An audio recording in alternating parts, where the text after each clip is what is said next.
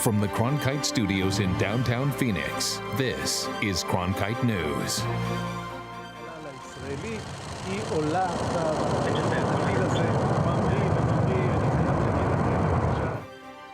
A NASA ASU collaboration launched over the weekend. The details on their Urban Heat Island mission straight from D.C.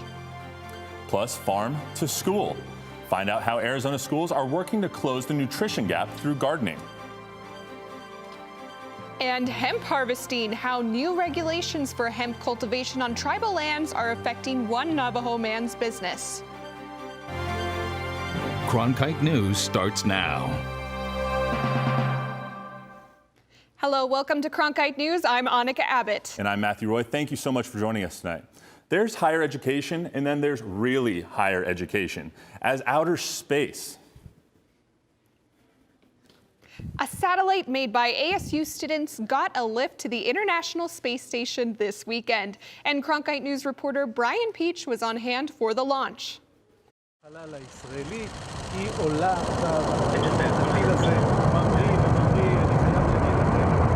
That was the sound of success for Sarah Rogers, one of the Arizona State University students who built a microsatellite launched here Saturday at NASA's Wallops Island Flight Facility on Virginia's eastern shore.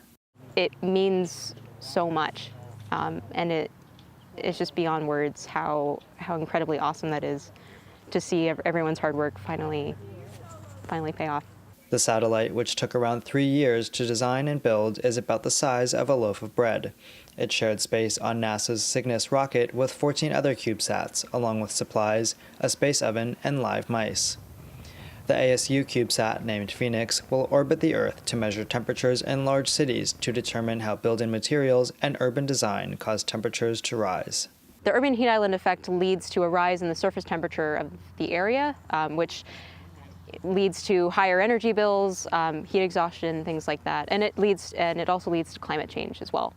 The satellite will gather data from several cities around the U.S., from Phoenix to Minneapolis. So we want to take that data and give it back to urban planners so that way they can do something beneficial with it. We can make our cities more sustainable for future generations.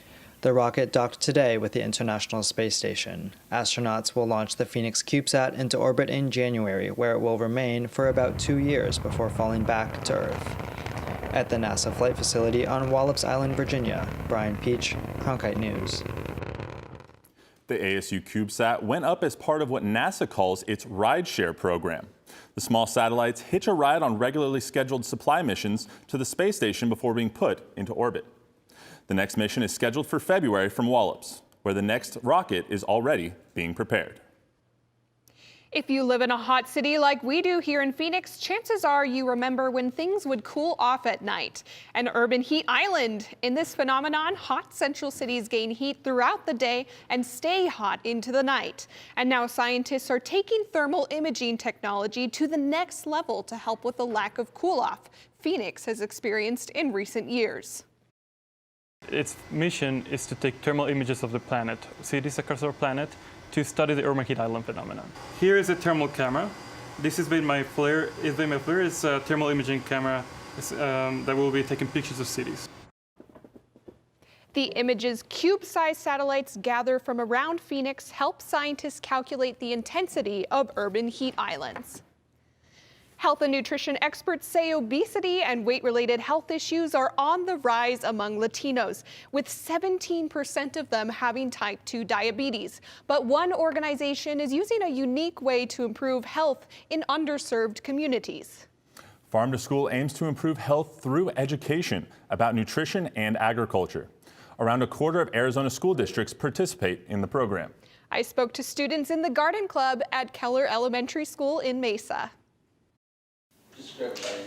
On a school night in Mesa, Arizona, the Abazian family is preparing dinner. You always want to go away from your body.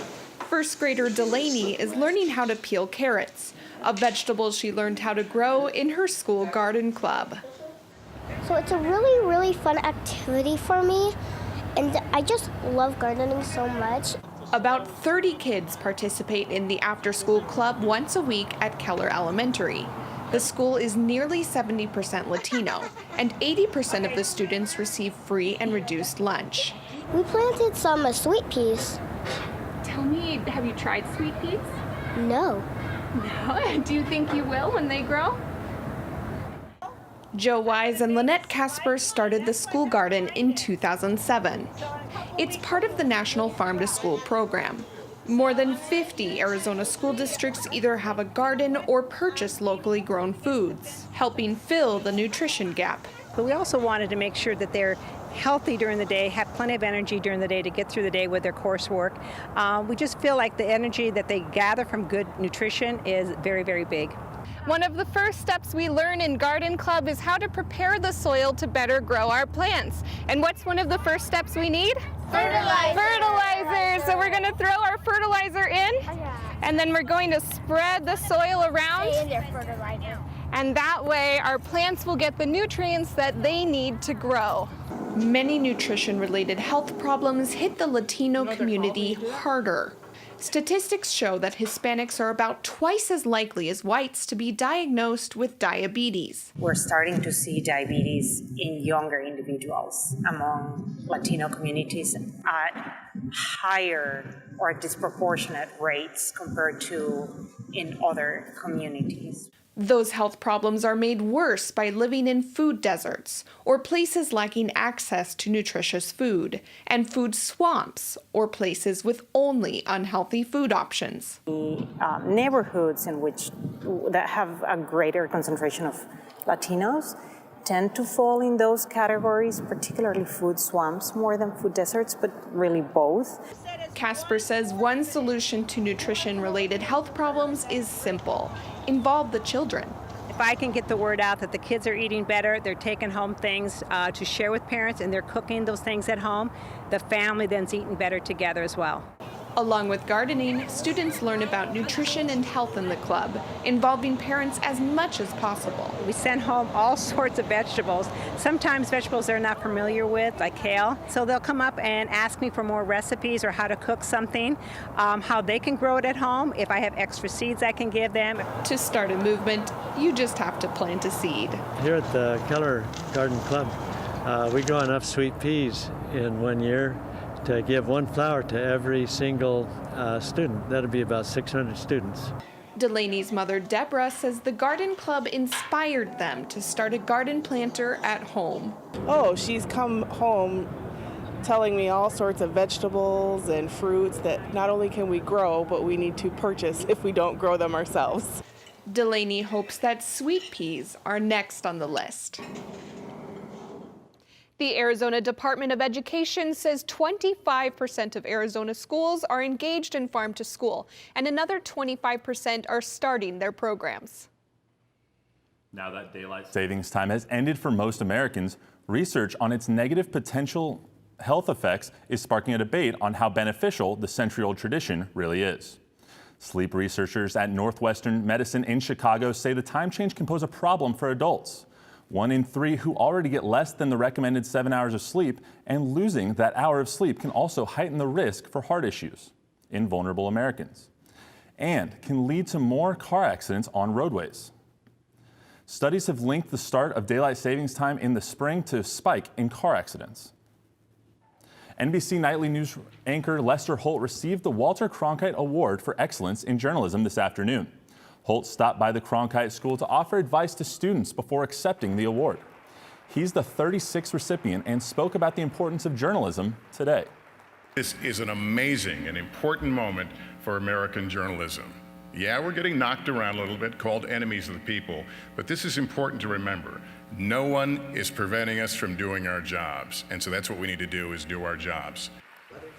Holt received the honor for his work in the field of journalism, including anchoring the NBC Nightly News and moderating presidential debates. Coming up next on Cronkite News at 5, harvesting hemp on the Navajo Nation.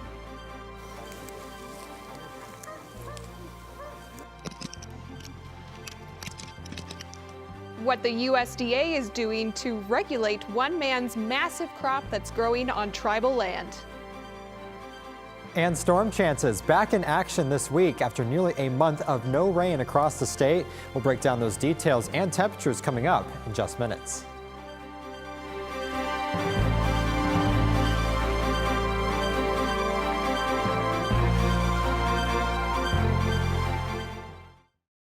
Cronkite Noticias is the Spanish-speaking division of Cronkite News, covering topics such as economics, education, sustainability, immigration, and border relations. Cronkite Noticias strives to serve the Spanish-speaking community in Arizona. Under the guidance of prominent Spanish-speaking professionals, students at the Walter Cronkite School of Journalism develop content for our broadcast partner, Univision, as well as on Facebook and Twitter. Explore Cronkite Noticias at cronkitenoticias.azpbs.org. With wildfires, a scarcity of water, and other environmental issues facing the Earth today, it's critical to stay up to date with local impacts of a changing climate. That's why we created Elemental, covering sustainability, a multimedia collaboration between public television and radio stations. From climate change to water conservation to renewable energy and much more, Elemental covers the latest in sustainability news. Find our stories on our website, elementalreports.com. As journalists at Cronkite News, we report on stories that matter to you by focusing on the local impact. We dig deeper and work tirelessly to keep you informed. Live in Wickerburg. Live in Los Angeles. In Cleveland. In Washington. In Louisville. From Jerusalem. Live in Philadelphia. From around the world to right here in Phoenix. At Cronkite News, we report the facts and stick to the truth.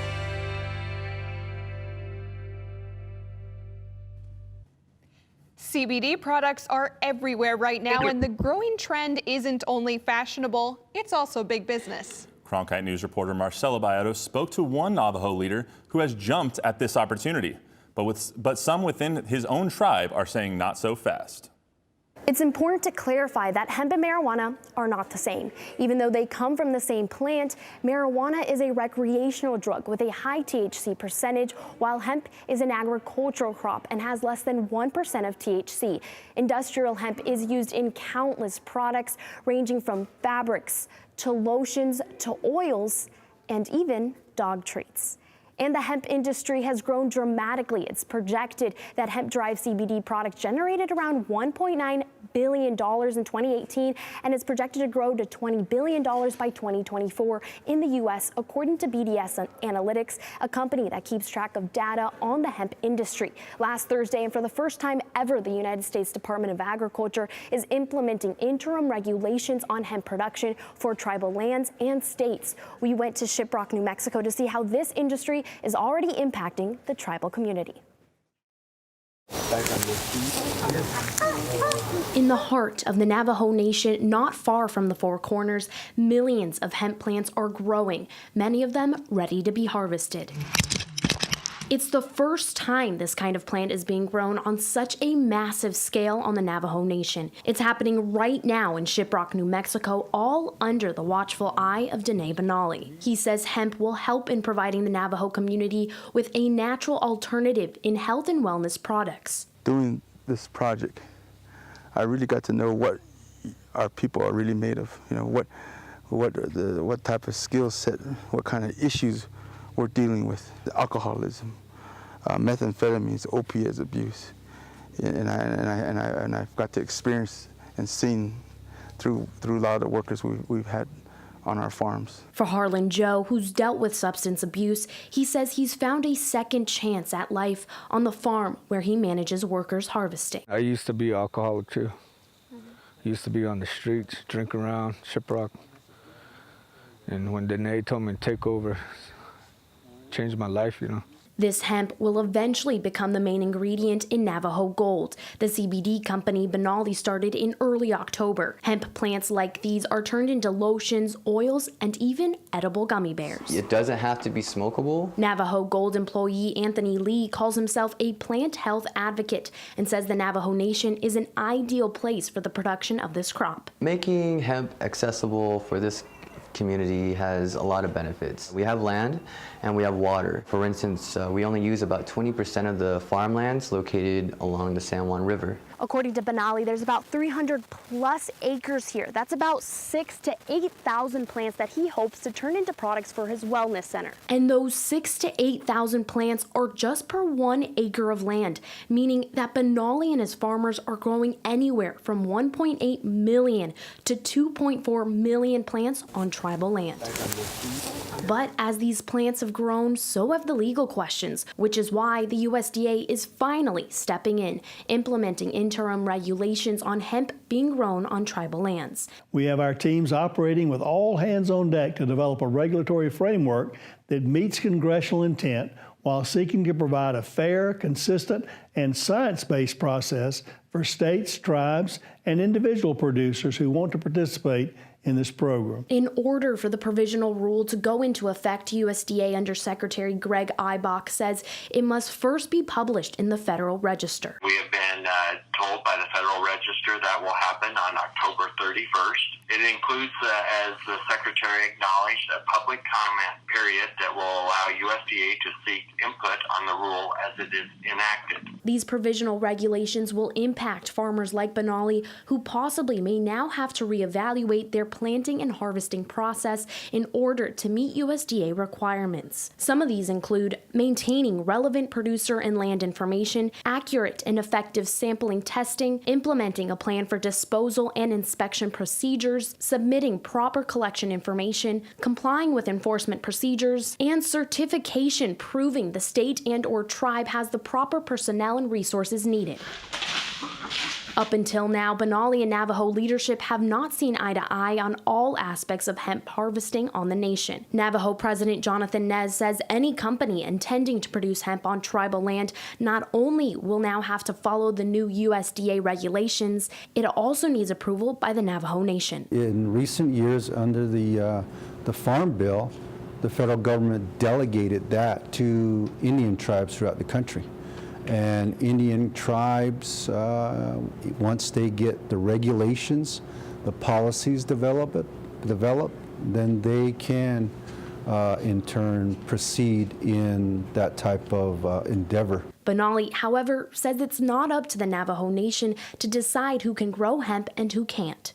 We have a treaty of 1868, and that treaty identified and indicated.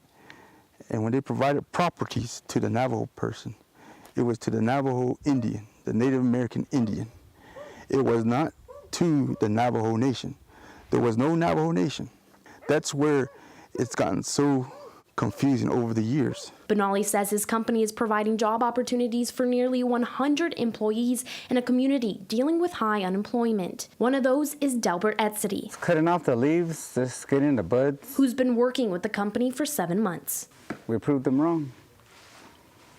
We're actually standing here and doing this right here just because we believed in something that couldn't be done. As a leader of the Navajo, for the farmers, I'm not going to be in a position where we're going to start arguing with each other. We have to work together. That's all I realized, to get this going and take it to the next level. Benally says his company will have no trouble meeting and even exceeding all the new regulations.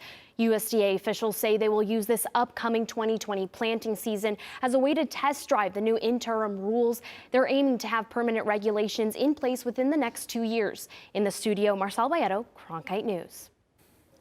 Jordan Evans is joining us now from the Cronkite Weather Center. I hear we've got some rain on the way, Jordan. What do we got? Yeah, we do have storm chances coming back finally. And you know, Matthew, it's been about 38 days since we've seen a drop in the bucket at Phoenix Sky Harbor. So we are certainly seeing some drought come back into our state. We'll show you that in just a minute. But I want to compare the rest of the year to you right now and take a look at this. So far, we have only picked up about 3 3/4 of an inch since January 1st, and that is nearly almost 3 inches below normal for what we should be receiving. So when you put that on top of what we've been having for the rest of the year, we start to see drought begin to make its way back into our state. Notice all these orange shadings. That is severe drought, a level 3 out of 5, and mainly for portions of the high country and some portions of the Southeast Valley too.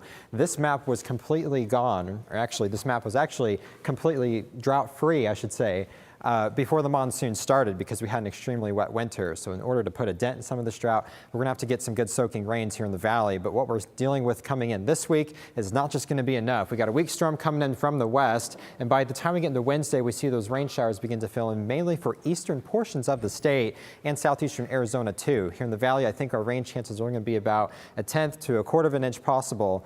But I think we're just going to see that storm system move out of here quick enough, and we won't see high pressure begin to move back in until we get well into the weekend, which means temperatures are going to be going up too, and we'll look at that here in just a minute. But right now, temperatures are in the 80s. We're just a little bit above the normal right now, and dew points are low and the winds are calm, so get ready for a really pleasant evening tonight across the valley if you're heading out for dinner. 70s by the 7 o'clock hour, so I don't think you're going to need a jacket at all tonight. And as we take a look across the state for tomorrow, only a couple of freezes to track for you with 30 in Flagstaff, 25 at the Grand Canyon, and 50s for tomorrow morning in Payson, 53 in Sedona, and 64 degrees here in the Valley of the Sun. High temperatures across the lower deserts will warm up into those mid to upper 80s with 70s for places like Kingman's, Prescott, and Sedona. And those coolest spots will be in Flagstaff and the Grand Canyon, topping out in those mid to upper 60s too. So here's what the next 7 days look like. Rain chances again for the valley, only about a 20% on Wednesday, mainly during the morning hours. But remember, eastern Arizona will be favored most for those rain chances. But 80s, they're going to be staying with us for the rest of the week. Notice our average is only 81 for this time of year,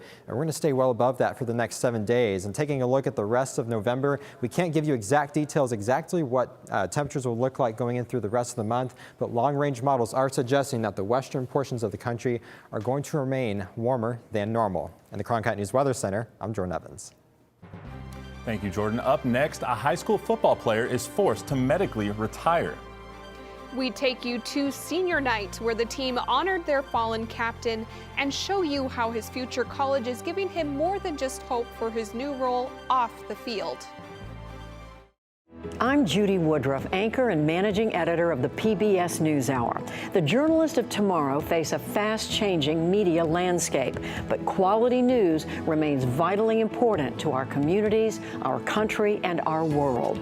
At ASU's Walter Cronkite School of Journalism and Mass Communication, students learn solid, reliable reporting, holding the powerful accountable, and rebuilding the public's trust. The Cronkite School and Arizona PBS, preparing the next generation for a stronger future of journalism. Welcome to another edition of Cronkite Sports Now. I'm Taylor Rocha. Let's talk sports. For the latest on local sports and beyond, we've got you covered. Let's do this thing. We challenge reporters to go beyond, a game story. We want stories with depth. It's just a crucial step from the college experience into the professional experience while you're still in school. At Cronkite Sports Now, watch the journalists of tomorrow cover sports today. Join us each week on Catalyst, the show that explores new advancements, technologies, and innovations at Arizona State University that are shaping the future for tomorrow and beyond.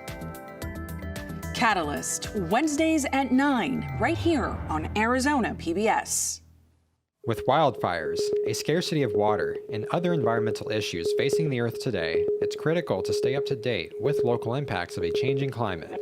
That's why we created Elemental, covering sustainability, a multimedia collaboration between public television and radio stations. From climate change to water conservation to renewable energy and much more, Elemental covers the latest in sustainability news. Find our stories on our website, elementalreports.com. On the next Arizona Horizon, a look at the future of Colorado River water in Arizona and a new method to strengthen concrete promises to cut construction costs and time. That's on the next Arizona Horizon. I'm Amna Navaz. Tonight on the NewsHour, Judy Woodruff sits down with former Vice President Joe Biden to talk about the challenges he faces running for president. It's coming up after Cronkite News and Arizona Horizon on Arizona PBS. A senior quarterback here in the Valley made national headlines when he announced he was forced to medically retire from the game he loves. Reeling from this news, the Pinnacle Pioneer fans and their players rallied behind their sideline signal caller. Cronkite News reporter Corey Kirk was there at the game on Friday night and has the entire story. Under the Friday night lights, the Pinnacle Pioneer football team and their fans were there to acknowledge all of their seniors, including their quarterback who couldn't suit up with his brothers. J.D. Johnson, escorted by his mom, Susan, dad, Dave. J.D. Johnson this past Thursday announced via Twitter that due to a birth defect that caused a coarctation of the aorta in his heart, was deemed inoperable and was unable to clear him to play a contact sport, forcing him to medically retire from football. This came as a shock to the entire Pioneer program, as he had his sights set to be a Michigan Wolverine in the fall. He means so much to this team, and just the kids ache for him, and he's one of their brothers. With decals of number 10 on the back of their helmets, Johnson's teammates have shown nothing but love for their fallen captain since he broke the news to them. It's been unbelievable. I knew that they were going to be there for me, and just the love and support that they've given me has really helped me through this. All eyes were on freshman Devin Dampier, who after backing up Johnson all season was slated as QB1 against the Boulder Creek Jaguars. Though sidelined, Johnson knew that he had to be there for Dampier every moment he could. I definitely felt some responsibility. You know, I've been mentoring him all the way since spring ball and stuff like that, and I really look up to his character, and I know he looks up to me, and we push each other in practice, and so it was really important for me to be out here and just help him through anything that he was going through. He jokes around, you know, telling me good stuff, telling me how to bring the team up and having some leadership. So he's a great dude. Though he is unable to perform on the field, Johnson will still be on his way to Michigan next fall, as they decided to honor his scholarship offer, which blew him away. It meant so much to me, just knowing that Coach Harbaugh believes in me like that, and just the loyalty that I see from him is unbelievable, and I really appreciate it. So now Johnson will still have football in his life, but in a different role. In Phoenix, Corey Kirk, Cronkite News. That's it for Cronkite News tonight. Thanks for joining us. And for top Arizona stories anytime, go to cronkitenews.azpbs.org.